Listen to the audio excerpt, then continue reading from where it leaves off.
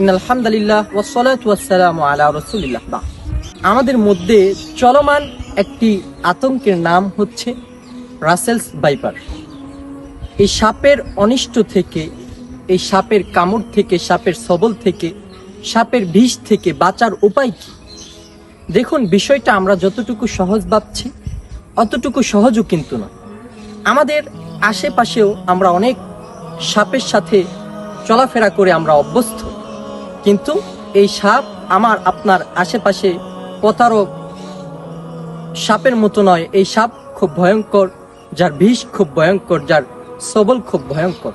রাসূলুল্লাহ সাল্লাল্লাহু আলাইহি ওয়াসাল্লাম সাপের সবল থেকে বাঁচার জন্য একটি দোয়া শিখিয়ে দিয়েছে। এই দোয়াটি যদি কেউ পড়ে, তাকে সাপ বিচ্ছু কোন রকম অনিষ্ট করতে পারবে না। দোয়াটি হচ্ছে আউযু বিকালিমাতিল্লাহি তাম্মাতি মিন শাররি মা খালাক। আউযু বিকালিমাতিল্লাহি তাম্মাতি মিন শাররি মা খালাক। এই দোয়া যদি কেউ বেশি বেশি পাঠ করে, তাহলে তাকে সাপ বিচ্ছু কোন রকম ক্ষতি করতে পারবে না, কোন রকম অনিষ্ট করতে পারবে না। আল্লাহ তাআলা আমাদেরকে সমস্ত প্রকার ভালা মুসিবত থেকে, আল্লাহ তাআলার সমস্ত প্রকার সৃষ্টি জীব থেকে, জন্তু জানোয়ার, সাপ বিচ্ছু থেকে আমাদেরকে হেফাজত করুন। আমিন। ওয়াসসালামু আলাইকুম ওয়া রাহমাতুল্লাহি ওয়া বারাকাতুহু।